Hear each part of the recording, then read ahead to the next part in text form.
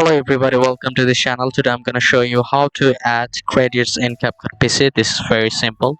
First of all, at the top portion you can see there are many options. Click on the text option, click add text, drag this default text here, go to the text option, write your credit or paste your credit here. Okay, let's say this is the credit. Scroll down until you find the option position. Here it is.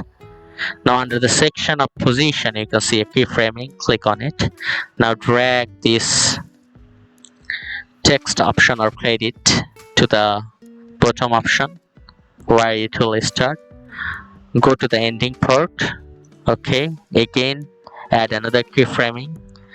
Change this position to the topper portion. Okay, now let's see how it looks. You can see it's looking like the end credit, but for more professional you can increase the length. Okay, like this, and you can drag the last keyframe to the last option. Now let's see how it looks. I will give you a full view.